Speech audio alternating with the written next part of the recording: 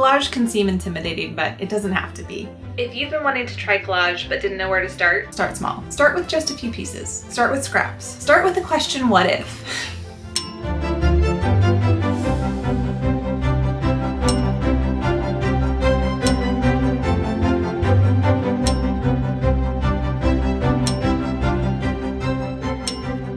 Collage doesn't require a whole lot.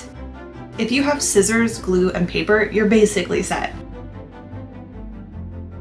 The X-acto knife and brayer are really nice to have, but they're not required by any means. The X-acto knife can come in handy for cutting out figures, and the brayer applies even pressure when you're pressing down your glued pieces. But you could use the heel of your hand. Or like I often do, you can just use like the side of your thumb to sort of rub it down to get the glue flattened out.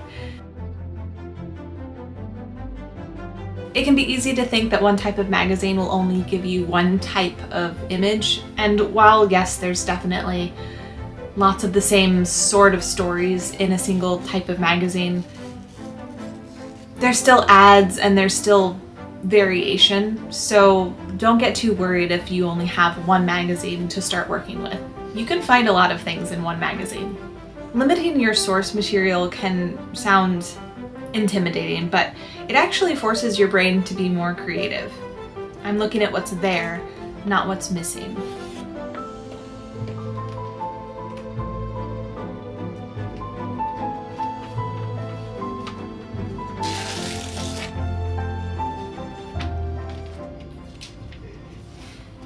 The first time I tried collage, it did not go well. I had this big blank canvas that I wanted to use, and I didn't have any glue, so I tried to make my own paste, and it was not good. It was too wet, the paper bubbled, and the whole thing looked really awful. I painted over it out of frustration, but looking back, I see that the real issue was that I tried to go too big, too fast.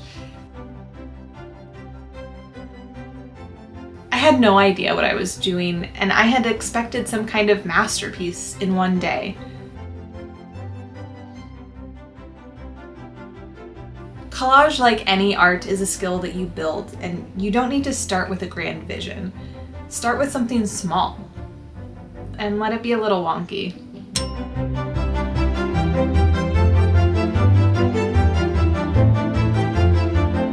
So let's talk about starting small, really small. In fact, let's talk about starting with 2 images. Collage is really just a conversation between images. You're taking one idea and placing it next to another, and that act alone can create a new meaning. When you're starting out, focus on things like contrast, scale, and perspective. What happens when you shrink a mountain and blow up a butterfly? What story does that tell? You don't have to know the answer right away, just try the combination and see how it feels. This collage came together on its own. 2 elegant people dining in the wilderness. It already had this weird tension to it. Then I added a cutout of a farm worker harvesting lettuce. He's much bigger than them, almost looming, but he's the reason that they're eating. That scale mismatch, that's intentional. This one's about food, labor, and who gets seen.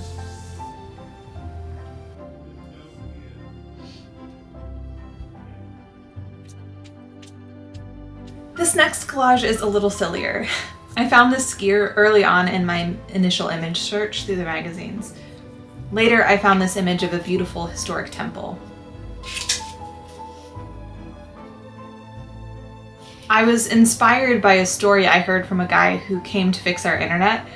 As we were chatting, he mentioned visiting Egypt, and apparently he and his buddies tried to climb one of the pyramids. They got caught, of course. Security showed up and they got in a bit of trouble. In this case, the skier is too big, too cheerful, and definitely out of place. And for me, that's kind of the point. His story stuck with me, the way tourists can trample through beautiful places like they're a playground.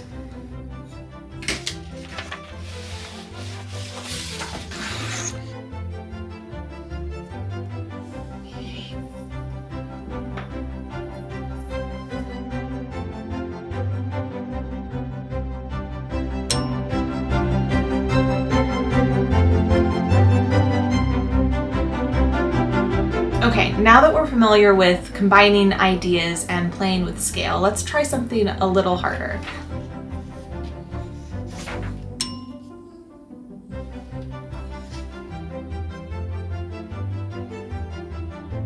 I have to be honest and admit that despite feeling very creative and excited, I was hitting a wall. I kept pulling pieces that didn't work and nothing clicked. This is part of the process we don't talk about enough. The in-between stage, the frustration. That moment when you're like, why isn't this working? That's normal. It means you're trying something new, but it does suck. My best advice here is to keep asking the question, what if? Keep putting pieces together and giving yourself room to be inspired.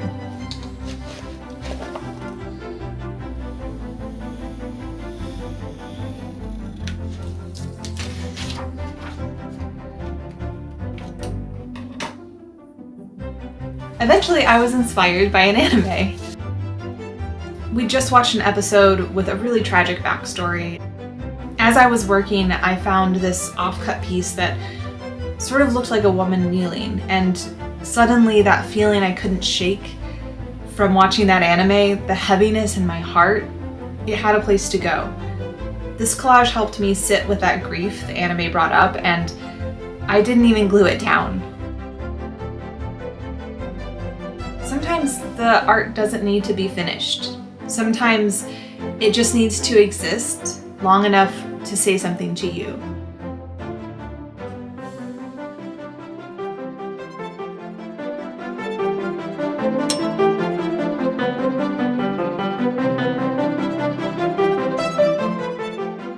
I wanted to end this beginner's guide with something playful. Just scraps, the pieces that were left over from everything else. I pasted them down without thinking too much, and in the white space that was left over, I started to doodle. Again, I just used things that I had around the house. Pens, markers, nothing really fancy and nothing really expensive. I love rhythm in art. Dots, shapes, repeated lines. It's almost meditative. The repetition tells its own story.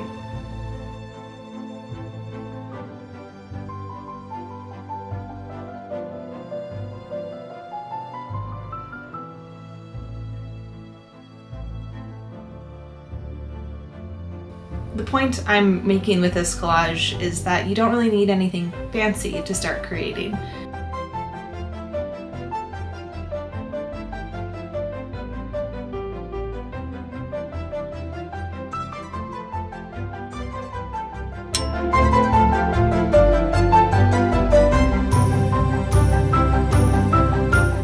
Start small. Start with just a few pieces. Start with scraps. Start with the question, what if?